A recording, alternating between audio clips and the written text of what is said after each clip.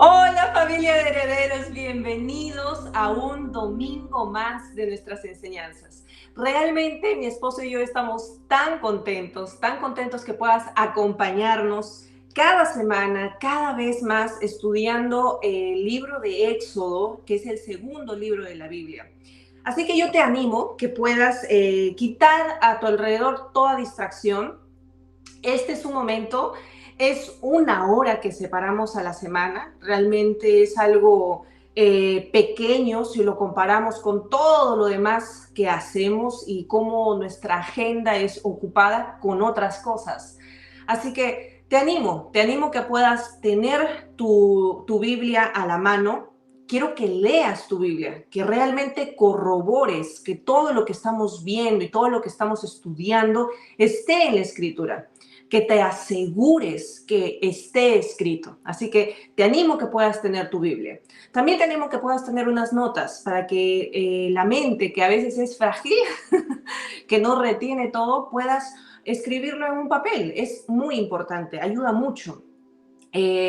Bueno, estamos muy contentos. Entonces, el día de hoy hemos visto que vamos a hablar, como mi esposo nos decía hace un momento, de la provisión. Es maravilloso cómo la Escritura nos muestra tanto de lo que Dios quiere obrar en nosotros. Así que vamos a estudiar el día de hoy. Te animo. El día de hoy vamos a ver la prueba de fe del séptimo año. La prueba de fe del séptimo año. Estamos en Éxodo, el capítulo 23. Por si no te has conectado anteriormente o no has estado siguiendo el estudio, estamos ya en el verso 10. Así que acompáñame, abre tu Biblia en el verso 10. Hoy día vamos a abarcar desde el verso 10 en adelante. Esperemos llegar hasta el 13, terminar el 13. Siempre tengo una expectativa de abarcar más, pero es tantas cosas que realmente Dios pone en mi corazón para poder entregártelo. Así que vamos a disfrutar. Si es que no has estado siguiendo el canal o no has estado viendo los videos o es la primera vez que te conectas, quiero recordarte y establecer algunos puntos históricos. Recuerda que estamos ya en el capítulo 23 del Éxodo, pero para reconocer esta porción, que es una de las más debatidas en el cuerpo de Cristo, que trata con guardar el Shabbat, el reposo, el sexto día, tantas cosas que a raíz de esto ha salido muchas doctrinas, de las que muchas de ellas considero personalmente que están muy alejadas del texto bíblico. Así que es importante leer y volver a la Escritura y leer lo que dice la Escritura. Así que para esto vamos a recordar este contexto. Lo que está escrito en el capítulo 23 tiene un contexto. Hay algo que está sucediendo. Así que vamos a hacer un juego. ¿Qué les parece? Vamos a jugar a las preguntas y respuestas. ¿A cuántos les gustan las preguntas y las respuestas? Bien, queremos ubicarnos. Así que hemos estado hablando del pueblo de Israel. Hemos estado hablando que este pueblo ha sido liberado de una esclavitud que fue sometida por años en Egipto. Así que ellos ya son libres. Y en este contexto del capítulo 23, primera pregunta, y quiero que lo dejes en los comentarios ahora mismo, ahora. Primera pregunta, puedes verlo también en pantalla. ¿Quiénes estaban? En este contexto de Éxodo 23, estamos en el verso 10, ¿quiénes estaban? ¿Quiénes? ¿Quiénes eran los protagonistas de la narrativa del texto bíblico? Puedes ponerlo ahí, te voy a leer en los comentarios. ¿Quiénes estaban? Ahí están respondiendo. Vamos, responde. Vamos a dar unos segundos más para aquellos que se van a ganar un premio. Bien, la respuesta es clara y evidente. Vamos a decirla. ¿Quiénes estaban? Estaba el pueblo de Israel que había sido liberado y ahora estaban bajo el liderazgo de Moisés. Ok, entonces nos estamos ubicando en el escenario. ¿Quiénes estaban? El pueblo de Israel. Repite conmigo, el pueblo de Israel. No te olvides eso. Segunda pregunta. Recuerden que completas todas las preguntas y te ganas un premio. Segunda pregunta. ¿Dónde estaban? ¿Quién acierta? ¿Quién dice ring, ring, ring, ring? ¿Dónde estaban? Ya vimos quién, ahora estamos preguntando dónde. ¿Dónde estaban? Puedes responder también en los comentarios. ¿Dónde estaban? ¿Estaban en Francia, en Alemania? ¿Dónde estaban? Este pueblo de Israel, ¿dónde estaba? En la diáspora, en Babilonia, en Asiria, ¿dónde estaban? En este contexto, la respuesta es la siguiente. El pueblo de Israel estaba en el desierto. Precisamente en el capítulo 23 estaban al pie del monte Sinaí. Sobre este contexto yo te lo he explicado en un video atrás, puedes ir y buscar en nuestro canal con respecto al monte de Sinaí y ese contraste que hago con el monte de Sión. Es interesantísimo ese video, te animo que vayas a consultarlo. Bien, entonces ya sabemos quién, ya sabemos dónde. La tercera pregunta, ¿estás preparado? Mira, estamos tomando nota. Tercera pregunta, ¿qué estaba sucediendo? Ya sabemos que era Israel, ya sabíamos que estaban en el monte Sinaí. ¿Y qué estaba sucediendo? ¿Qué estaba pasando?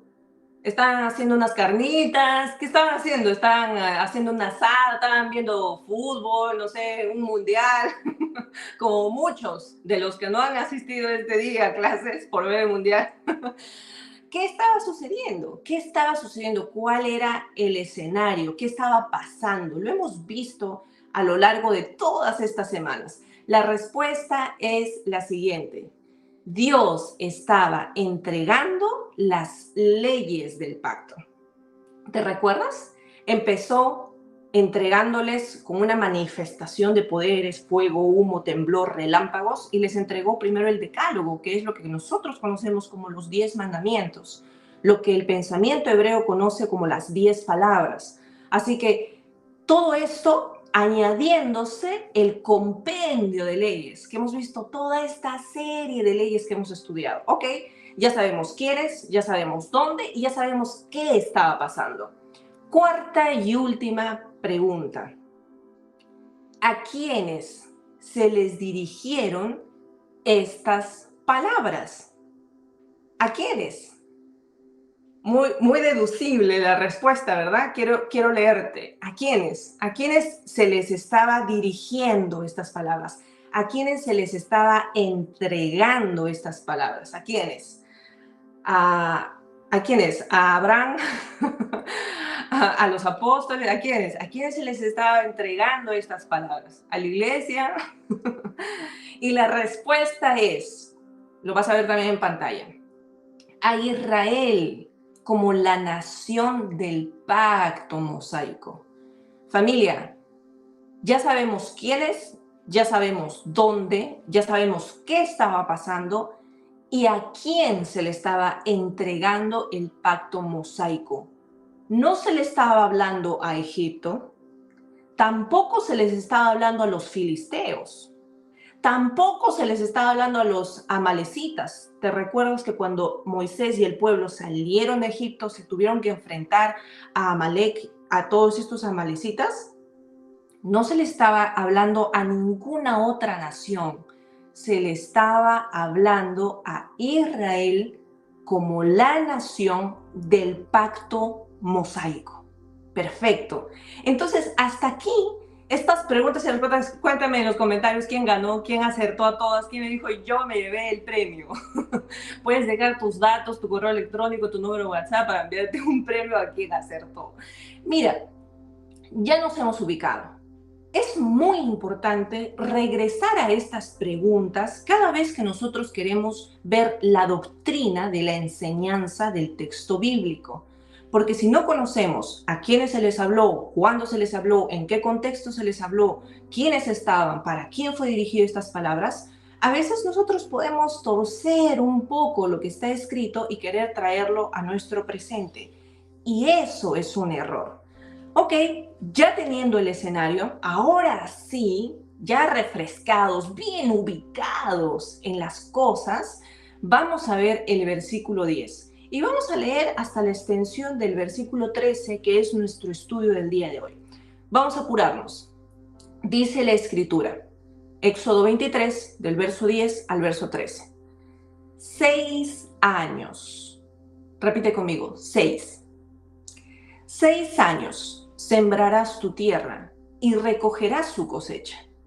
Pero el séptimo año, repite conmigo, séptimo año la dejarás libre para que coman los pobres de tu pueblo. En la versión amplificada dice, de lo que la tierra produzca por sí sola, y de lo que quede comerán las bestias del campo. Así harás con tu viña y con tu olivar. 6 días trabajarás. Repite conmigo, 6. Pero el séptimo día, repite conmigo, séptimo. El séptimo día reposarás. Qué interesante. ¿Para qué? Para que descansen tu buey y tu asno, y tomen refrigerio el hijo de tu sierva y el extranjero. Qué maravilla de texto. Sigue diciendo la escritura. Guardad todo lo que os he dicho, no invocaréis el nombre de otros dioses, ni los mencionará vuestra boca. Bien, hasta aquí hemos dado lectura de lo que dice la escritura. Hemos visto que en estos versículos se está abarcando una norma, una ley que Dios está dando dentro del contexto del pacto mosaico con el que se está finalizando el compendio de leyes. Recuerda que la semana pasada terminamos de abordar todas las leyes y ahora se está cerrando este mandato, se está cerrando este compendio con la anunciación de ciertas leyes que van a tener que ver con el Shabbat y con ciertas festividades que Dios le va a decir a su pueblo que tiene que celebrar. Dice la escritura en observancia, es decir, que eso tiene que ser una festividad por ley, es obligatorio, lo deben de hacer, es mandato, ¿ok? Bien, leído todas estas cosas, lo primero que tenemos que saber es que en la agricultura, y mi esposo es ingeniero agrónomo y yo aprendo muchísimo de él, más que ahora en este campo se desarrolla con todo lo que es paisajismo, embellecimiento del paisajismo y todo esto. Cuando una tierra se usa continuamente para producir cosechas, es decir, se siembra y como resultado se quiere obtener algún tipo de fruto, la tierra es evidente que se va a desgastar. Y no solamente se desgasta, sino que la tierra pierde nutrientes. Por esa razón es que se va a dejar un periodo para que no se cultive en esa tierra. Y de esa forma la tierra pueda fortalecerse y en una siguiente siembra pueda venir un mejor fruto y esta tierra así no se gaste, no se deteriore. Todo esto es un conocimiento natural con respecto a la agricultura. ¿Por qué te digo esto? Porque acabamos de ver un mandato de Dios en el que está diciéndole a su pueblo que la tierra debe de descansar el séptimo año. Ahora, sabiendo esto, que es necesario que una tierra descanse para fortalecerse, para que renueve, porque se ha desgastado durante varios años continuos de siembra, cosecha, siembra, cosecha, siembra, cosecha, entonces la tierra dice, como diría un meme, ya no puedo más, jefe. Entonces, tiene que descansar. Ahora, Dios introduce esto y les da un mandato, y es interesante. Ahora, quiero que veamos la misma escritura, pero una versión un poco más moderna, que es la Nueva Traducción Viviente, que es una excelente traducción. Quiero que me acompañes a ver lo que dice la escritura, los mismos versículos. También lo vas a ver en pantalla. Vamos a leerlo lentamente, ¿ok? Vas a tener una segunda oportunidad de leer lo que dice la escritura.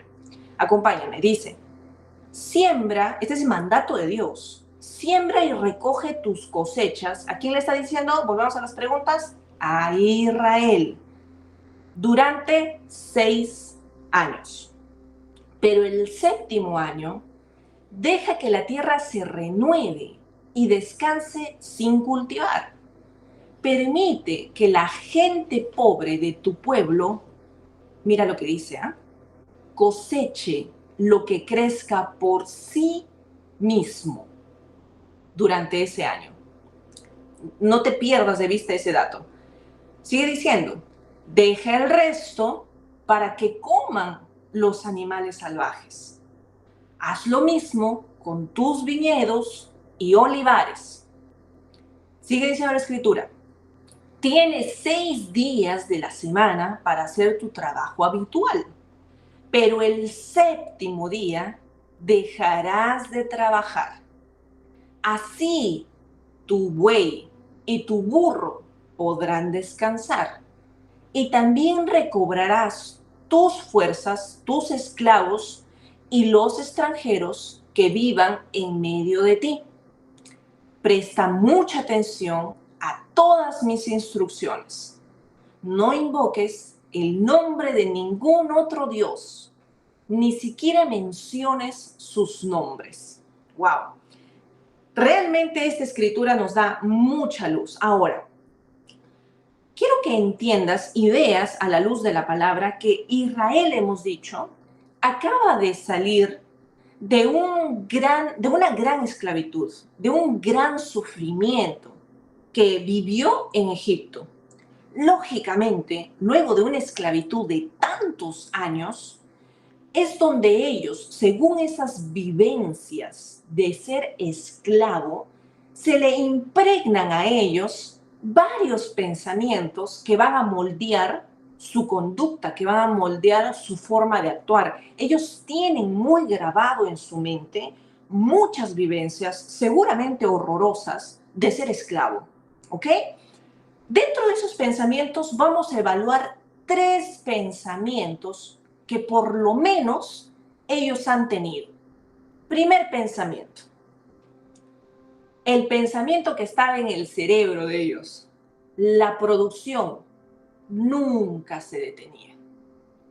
Claro, este pensamiento había formado una fortaleza tan fuerte dentro de ellos, porque recuerda, ellos eran esclavos. No es que tenían vacaciones. Tú dices a veces, soy esclavo de mi trabajo. No, no eres esclavo de tu trabajo porque la esclavitud es algo terrible. Ellos no tenían vacaciones, no es de que termino mis 8 horas. ¿Cuántos acaban las 8 horas y se van de su trabajo? Termino mi trabajo, ya, hasta aquí llegué. Yo no hago overtime, no hago sobretiempo, no. Entonces ellos tenían en la mente que la producción nunca se acaba. Ellos sigan, mañana, tarde, noche, siguen. Así que eso es algo que se les quedó en la mente. Segundo pensamiento. El poder estaba concentrado. Ellos, por experiencia propia, sabían que el poder solo lo tenía Faraón.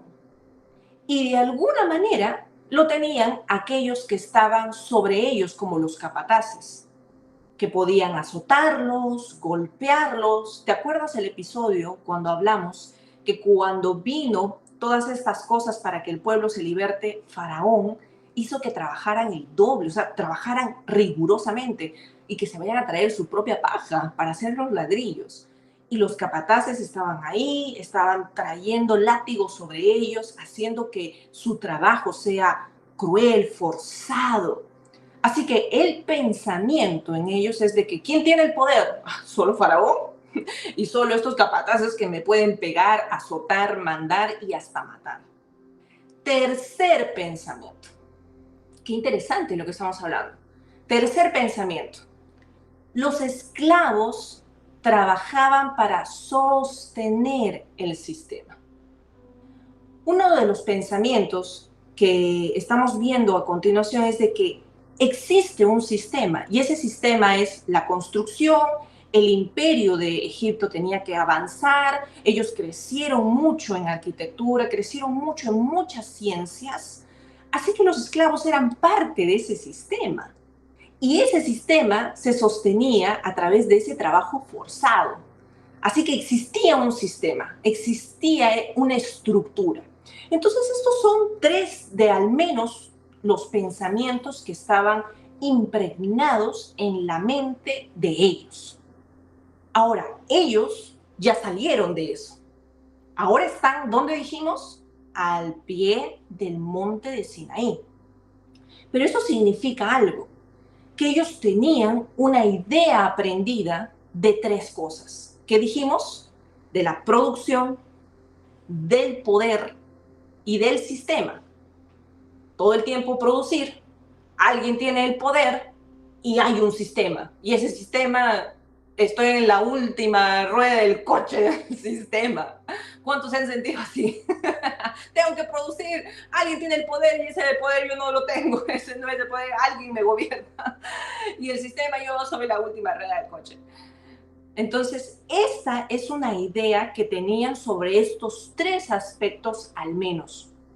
Ahora bien, en el monte Sinaí, Dios va a hacer un pacto con este pueblo. Lo conocemos como el pacto mosaico. Pero este pacto no es cualquier pacto. Este pacto, además de leyes que lo estamos terminando de estudiar, tiene un propósito, que es transformar su manera de pensar. Esa manera aprendida en la esclavitud, Dios está quitando esas estructuras de su mente que ellos adoptaron en esa cautividad. Así que Dios va a derrotar al menos estas tres áreas que hemos dicho: producción, poder y sistema. Primero, con la manifestación en el Sinaí, que vimos que había fuego, relámpagos, trueno, humo, ¿te recuerdas de esa clase? Dios, con esa manifestación de poder, renovó en ellos su sistema de pensamiento con respecto al poder. ¿Por qué? Porque Dios les está diciendo: hey, mientras que tú veías en Egipto a Faraón que tenía poder, quiero decirte algo, yo soy todopoderoso, dice el Señor. Así que Él está renovando su manera de pensar. Ese sistema de pensamiento lo está echando abajo. Eso con respecto al poder. ¿Qué hay con respecto al sistema? Con todo el compendio de leyes que hemos estado estudiando con respecto a la viuda, al huérfano, al pobre, ¿te acuerdas de todas las cosas? ¿Qué pasa si ves al buey de tu enemigo en el camino? Y todas las cosas que hemos estudiado. Con todo el compendio de leyes, Dios está renovando el sistema de pensamiento en ellos con respecto al sistema. ¿Por qué? Porque Dios les está mostrando que como su pueblo de pacto, que ahora están haciendo un pacto con Él, ese pueblo iba a ser diferente en sistema comparado con otras naciones. Si aprendieron en Egipto ese sistema, pues ahora ellos en el nuevo pacto que iban a tener con Dios, no iban a tener ese sistema.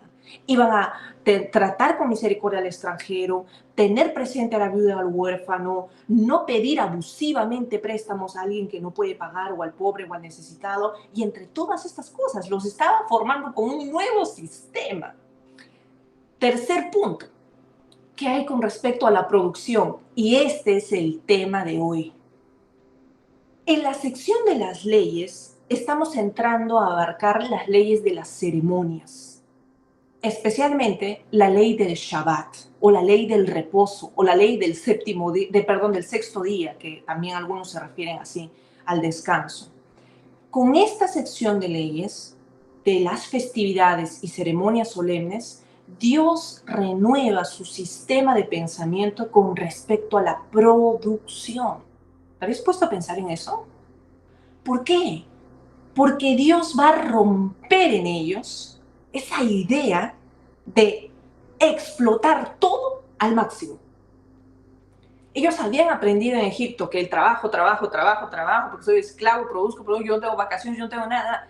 Pero Dios va a romper con ellos y les va a decir: a ver, estamos en un nuevo sistema, un nuevo poder, en un nuevo pacto conmigo, son un nuevo pueblo, una nueva nación, así que les doy una noticia. En este pueblo, en este pacto, no vamos a explotar todo al máximo.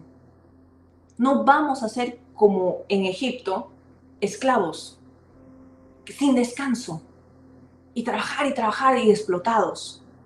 Así que familia, lo primero que tenemos que ver de esta parte de Éxodo 23 con respecto al reposo de la tierra es que es el escenario del pacto mosaico con su pueblo Israel, donde Dios les dice, en mi pueblo no todo gira alrededor de producir.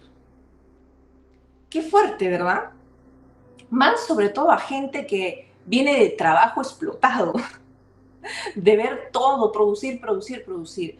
Ahora, quiero que pienses en lo siguiente. Medita en esto. Israel está en este punto de la historia que acabamos de ver en el monte del desierto, el monte de Sinaí, pero estaba a punto de hacer un cambio. Claro que ese cambio les tomó un buen tiempo, pero estaban a punto de ingresar a una tierra que era la tierra prometida desde Abraham. Es decir, ellos están en un desierto, pero iban a entrar a una tierra que iban a conquistar. Estaban en esa transición. Ahora, en esa tierra que iban a conquistar, iban a tener un clima mixto, es decir, un clima mediterráneo.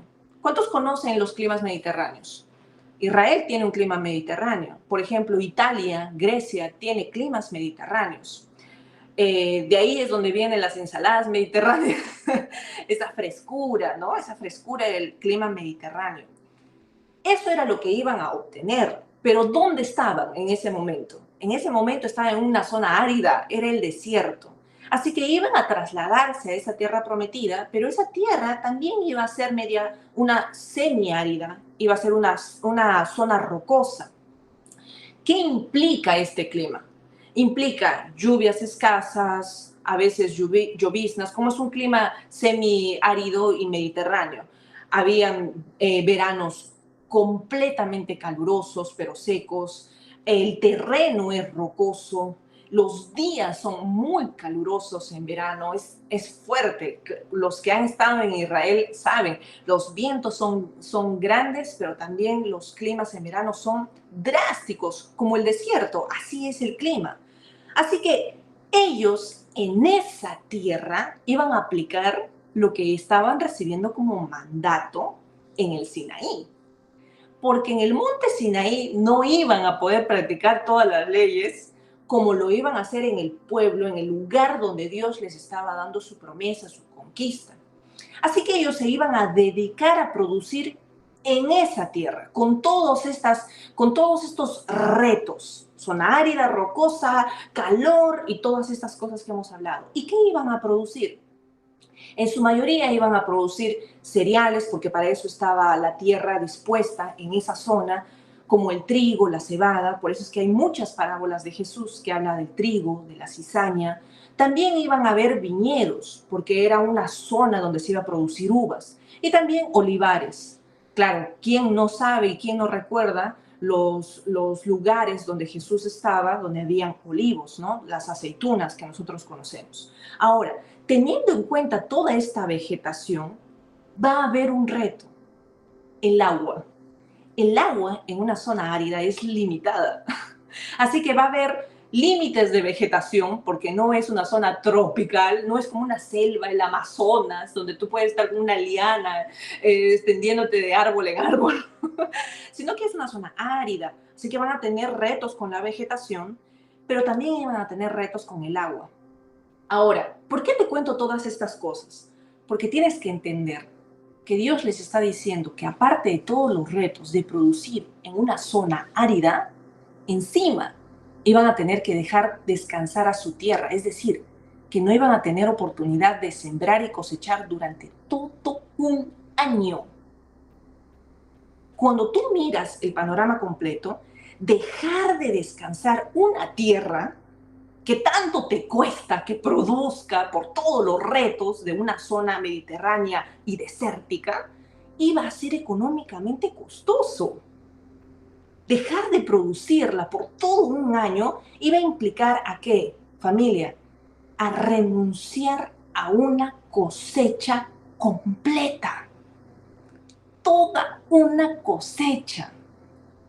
Ya de por sí hay tantos desafíos, que si el agua, que si la vegetación, que si no crece, que la zona rocosa y todas estas cosas de la siembra. Ahora resulta que Dios les está dando un mandato donde les dice, hey, quiero que cumplan este mandato. Y el mandato consiste, descansen la tierra, no la produzcan durante un año. Obviamente no hay ovación de aplausos en ese momento por todos los israelitas, ¿no? No es de que bravo, ¿sí? Porque es como que ya, ok, pero durante todo un año, o sea, estamos seguros. Quiero que veas ahora el texto conmigo, porque las razones para que este descanso de la tierra se den no solamente son agrícolas. Vamos a revisar en un momento el texto.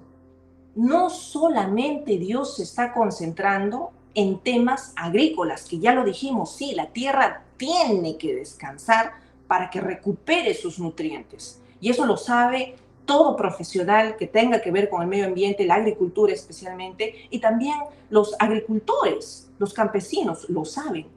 Pero no solamente eran esas razones por las que Dios dice, hagan descansar la tierra, sino que hay razones que tienen que ver con la gente. Y el mismo texto bíblico lo dice. Cuando Dios da un mandato, lo dice para qué. Da la ordenanza y lo dice para qué. Por eso es de que no debemos de extender el texto a lo que no dice. Entonces, cuando vamos a ver el verso 10, vamos a notar algo especial y quiero que le prestes atención. El texto va a cambiar de enfoque. De lo que habla del campo va a pasar a un enfoque de las personas. Míralo, miremoslo juntos. Éxodo 23 y vamos a ver el verso 10 y también el verso 11 para extendernos. Dice, 6 años sembrarás tu tierra y recogerás su producto. Ok. ¿Cuál es el contexto? La tierra. ¿Cuál es el enfoque? La tierra. Estamos haciendo un enfoque en el campo. Pero el 7º año la dejarás sin cultivar y vacante. Otras versiones dice libre. Y aquí está la razón, porque Dios cuando dice algo te muestra el porqué y dice, ¿para qué? Esta es la razón. Para que coman de ella los necesitados de tu pueblo. O sea que vamos a descansar la tierra, aparte de lo que es agrícolamente fundado en conocimiento, pero Dios está dando la razón, está diciendo para que los necesitados puedan comer de ella. Y sigue diciendo la escritura, y para que de lo que quede coman también los animales del campo. Lo mismo harás con tu viña y con tu olivar. Ok, familia, quiero decirte algo y quiero que me prestes mucha atención en lo que te voy a decir.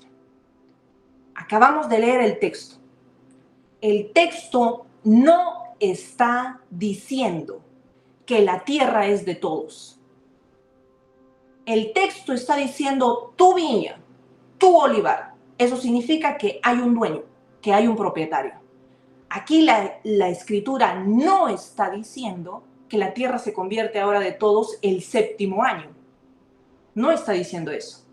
Tampoco está diciendo que nadie debe ser propietario de nada. Porque a veces hay pensamientos donde dice, tenemos que repartirnos las tierras para todos de la misma manera. El texto no está diciendo que en un 7º año ya no hay propietario, entonces puede venir el extranjero, puede venir el necesitado, el pobre, invadan todos los terrenos de todos los dueños y propietarios. Eso no está diciendo el texto. Tampoco está diciendo que el pobre en el 7º año debe ir y quitarle la tierra al terrateniente, quitarle la tierra al dueño. Tampoco está diciendo eso el texto. Nada que ver. Así que todo pensamiento que se base en ese tipo de ideologías es un pensamiento contrario a las escrituras. Hay que tener cuidado. Nada de eso está promoviendo el texto bíblico. ¿Por qué? Porque el texto no dice que el necesitado o el pobre en el séptimo año va a trabajar la tierra de los terratenienses o de los dueños. No dice que va a trabajar. No dice que ahora va a llevar él sus burros, sus asnos y va a arar la tierra y ahora le toca a él, pues ya te tocó a ti, César, ahora me va a tocar a mí y todos compartimos la tierra y todos hacemos un comunismo aquí y todos. No, eso no está diciendo el texto. No está diciendo que el pobre va a trabajar en el séptimo año esa tierra. Lo que dice la escritura es de que el séptimo año el pobre o el necesitado va a comer de la tierra, que son dos cosas distintas. No es de que va a ir ahora con su buey y va a trabajar esa tierra, sino que va a poder comer de la tierra. ¿Y cómo es que podría comer de la tierra? El mismo texto bíblico lo dice. Dice cómo es que va a funcionar eso. Volvamos a mirar, porque es importante volver a mirar lo que dice el texto bíblico. Volvamos a leerlo. Lo vamos a leer en otra versión más. Hemos leído varias versiones hasta ahorita. Dice, volvemos al verso 10, porque esto tiene que quedarse grabado en nuestra mente. Siembra y recoge tus cosechas durante 6 años, pero el séptimo año deja que la tierra se renueve y descanse sin cultivar. Permite que la gente pobre de tu pueblo coseche lo que, ¿qué? Lo que crezca por sí mismo durante ese año. Deja el resto para que los animales salvajes se lo coman. Haz lo mismo con tus viñedos y tus olivos. No le está quitando la propiedad a nadie el texto. Sigue diciendo, es tu olivar, es tu viñedo, es tu cosecha, es tu campo. Sigue diciendo, está reconociendo. Aquí no hay repartición de tierras. Entonces, ¿qué es lo que está diciendo el texto? Ya les he dicho, no podemos hablar algo de lo que el texto no dice. Hay un peligro en extender el texto más allá de lo que dice. Y también hay un peligro de cortar el texto de lo que no dice. Leamos lo que dice la Escritura. Por eso yo les animo que siempre tengan su Biblia en la mano. Entonces, ¿qué está diciéndonos el texto? Nos está diciendo que el pobre no es que va a ser en el séptimo año el dueño y que ahora va a venir y va a labrar la tierra y ahora va a pasar el título de la tierra a él. No, eso no está diciendo el texto. El texto no promueve la expropiación. El texto no está promoviendo esas ideas. Lo que el texto está diciendo es que el pobre va a tener la oportunidad de recoger lo que la propia tierra produce solita, sin intervención humana. Ahí no hay bueyes, no hay hoz, no hay asnos, no hay nada acarreando, no hay maquinaria, nadie le ha quitado la tierra al propietario. El texto está diciendo que la tierra por sí sola va a producir ciertos frutos. ¿Y es así o no? ¿Has visto en tu jardín cuando a veces te sale una florecita que tú no lo plantaste? Quizás te ha salido una mala hierba que tampoco plantaste. A esa mala hierba se arranca. Pero así como sucede en tu jardín, las cosechas se iban a dar porque iba a pasar que ciertas porciones de la tierra probablemente quedaban semillas, probablemente eso ya nos podría explicar mi esposo qué es lo que pasaría, para que dé ciertos retoños, ciertos frutos, pero no es una cosecha abundante, son ciertos retoños, pero sí van a ser importantes para cubrir la necesidad del pobre. Entonces, Dios está pidiendo al pueblo de Israel, familia, algo fuerte. Y es lo siguiente, préstame atención. Confiar en que Dios le sostendría al pueblo, incluso cuando dejaran de producir. Eso es fuerte, porque por un lado al dueño de la tierra le está diciendo Dios, no vas a producir el séptimo año, pero tranquilo, yo te voy a sostener. Nadie te va a quitar tu tierra, yo te voy a sostener. Y por otro lado al pobre le está diciendo, Porque el pobre también se preocupa, el pobre dice, pero si ahora estos dueños no hacen sus tierras, ¿qué voy a comer yo? Porque recuerda que la ley también decía que al final de las cosechas se dejaba, no recojas todas tus uvas, sino recoge todo lo que puedes y si se queda algo ya no vuelvas a pasar segunda vez, ¿te acuerdas lo que dice la ley? ¿Para qué? Para los pobres necesitados, viudas, huérfanos, para todos aquellos del pueblo que podían sostenerse de eso. Entonces, por un lado, al dueño le dice, tranquilo, yo te voy a sostener, por más que no vas a sembrar el séptimo año. Y al pobre, que también se preocupa, porque no, el dueño no va a hacer nada con su campo, le dice, tranquilo, yo te voy a proveer. Yo voy a hacer que la tierra produzca por sí sola, sin intervención de nadie. Va a ser lo justo, lo necesario para que tú tengas. Esto es maravilloso. Esta ley va mucho más allá de solamente temas agrícolas o temas festivos o de festividades o de religiosidad, peor aún, pensamientos religiosos que se han introducido en esto. Ahora, inmediatamente después de toda esta sección del mandato de 6 años vas a cultivar, el séptimo vas a descansar, 6 días vas a trabajar, el séptimo vas a descansar, y toda esta porción, inmediatamente vemos que el mandato va a involucrar fe. Les está diciendo, no van a producir el séptimo año. Necesito que ustedes tengan fe. Y esto va a traer lo que dice el versículo 13, algo trascendental. Pero antes de hablarte de eso, quiero poner un cimiento en tu aprendizaje. Como buen maestro, quiero poner un cimiento en tu aprendizaje. Quiero que vuelvas a recordar mis palabras que te acabo de decir hace un momento. Cuando Dios da este mandato, lo que Dios está diciéndoles luego de dar este mandato es que ahora ellos van a tener que involucrar su fe. Va a tener que producir fe su corazón para cumplir su mandato de no sembrar el séptimo año.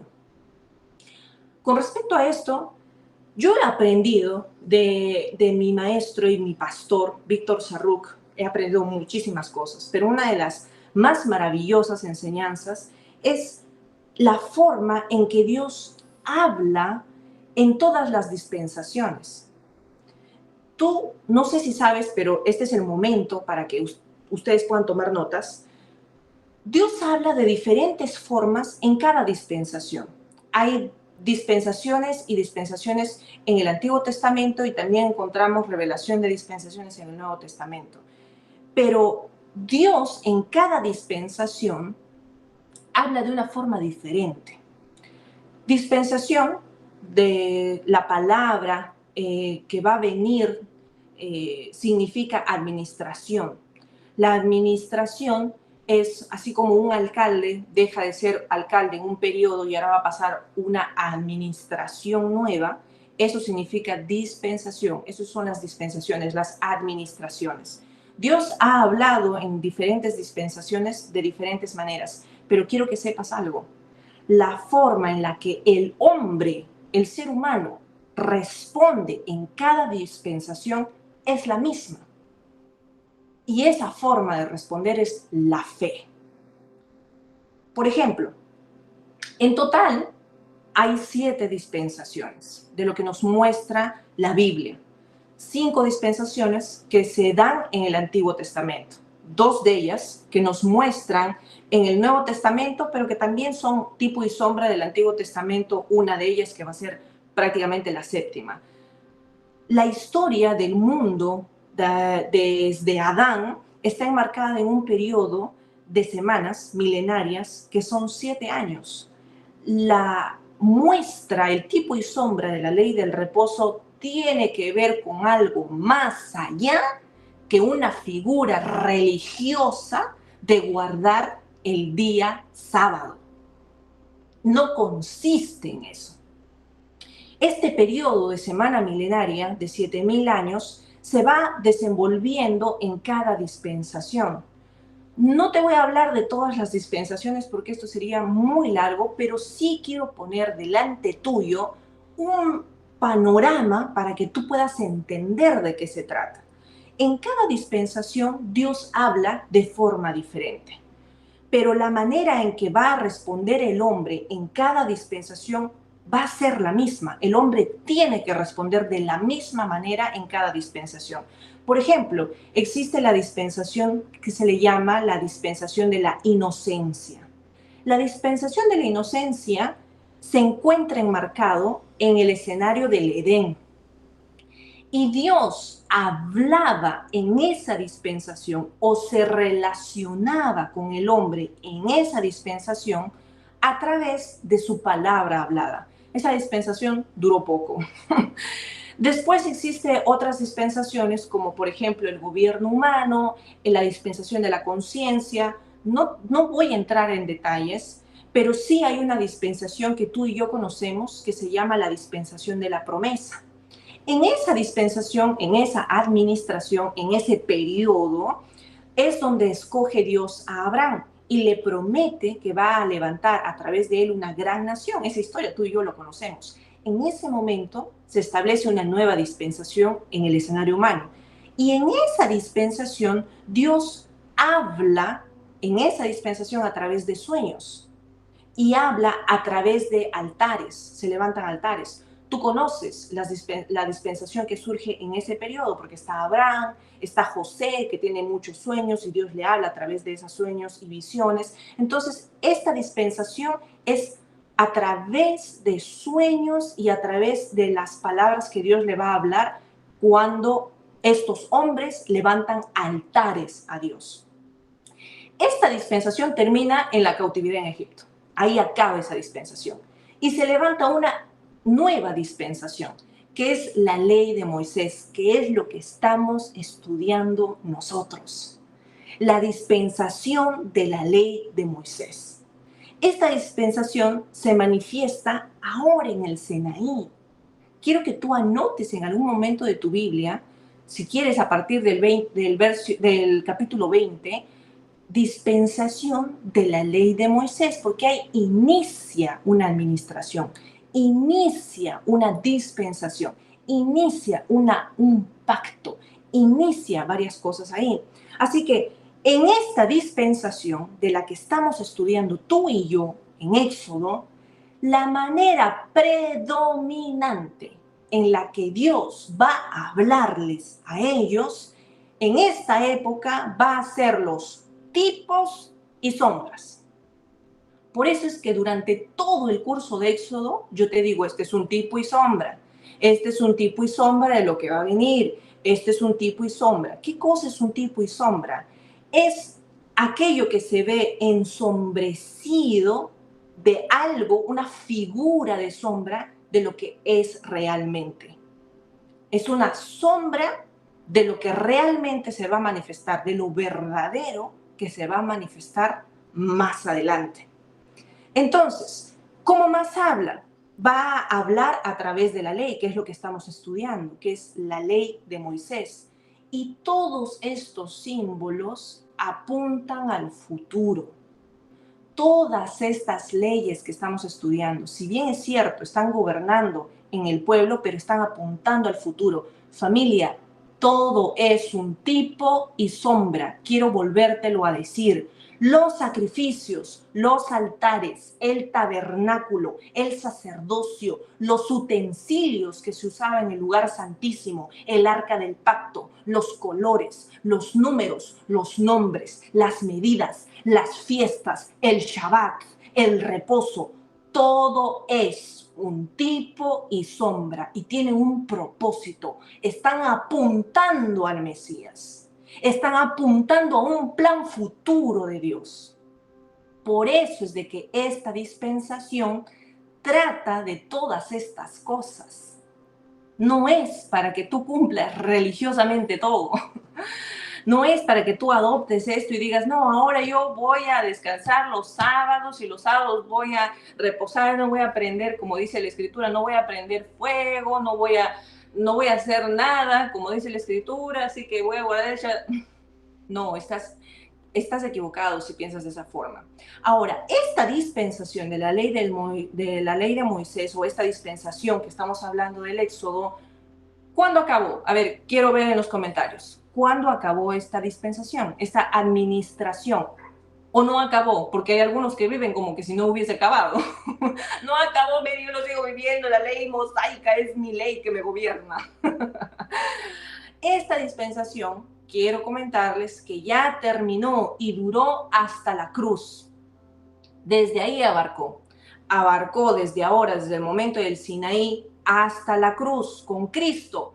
Cuando Jesús estaba en la cruz, estuvo en la cruz, declaró estas palabras: consumado es. Grábate esto en el corazón: consumado es. Jesús vino a confirmar y a cumplir la ley por completo. Así que la ley del Antiguo Testamento, para nosotros que somos la iglesia, que es una dispensación diferente, tiene un valor didáctico. Por eso cuando estudiamos, lo estudiamos a la luz del Nuevo Testamento. Por eso es que cada vez que nosotros nos encontramos, siempre reflejamos esto de forma didáctica, pero vamos a lo que dice el Nuevo Testamento, porque nosotros vivimos de las epístolas, vivimos de la revelación de nuestra dispensación. Repite conmigo: yo estoy en la dispensación de la gracia. Una vez más, porque esto tiene que entrar en nuestro corazón. Yo estoy en la dispensación de la gracia. Algunos lo conocen a esta dispensación como la era de la iglesia.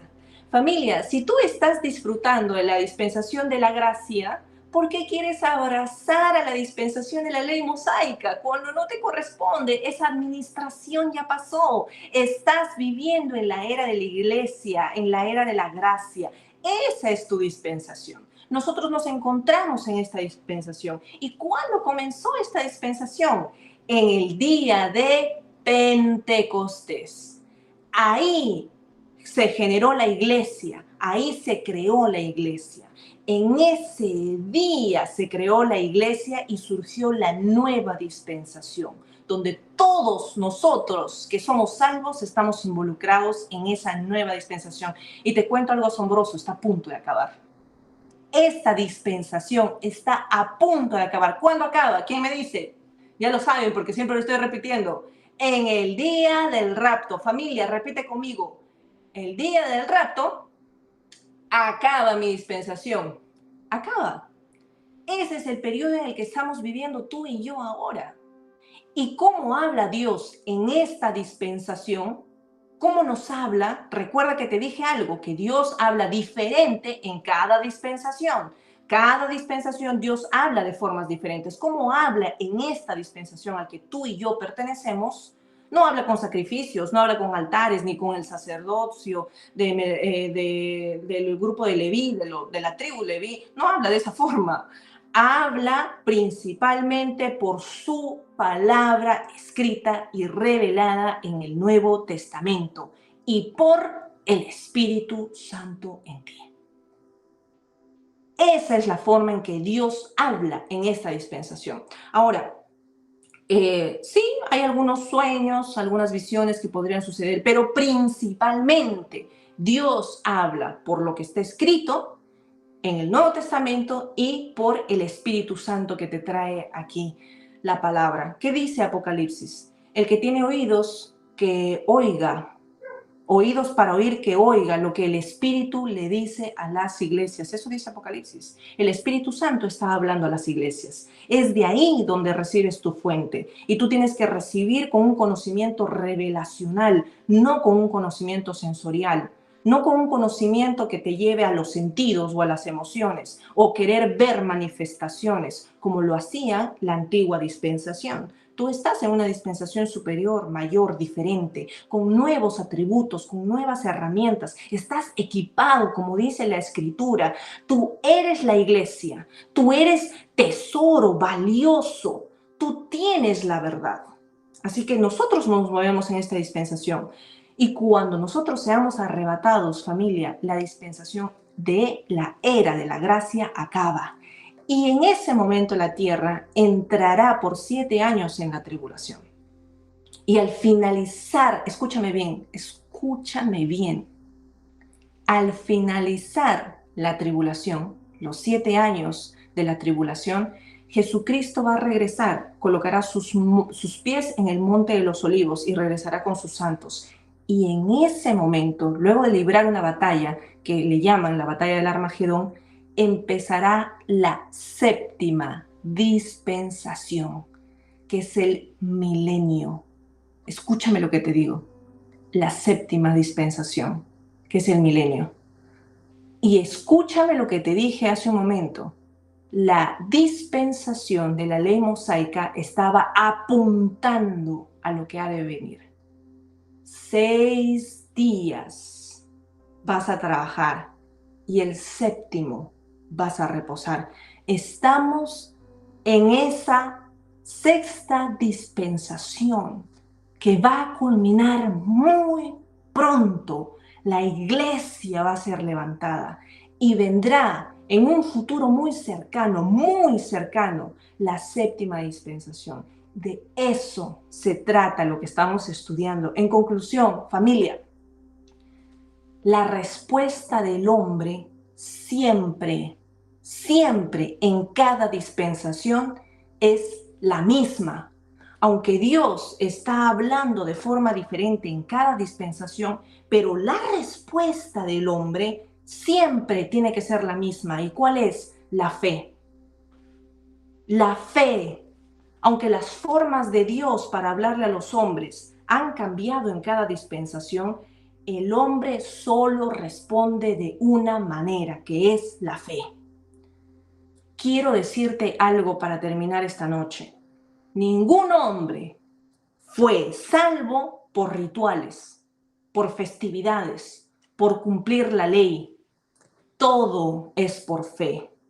¿No has leído lo que dice la galería de los que exponen la fe en Hebreos 11? Lee lo que dice la Escritura.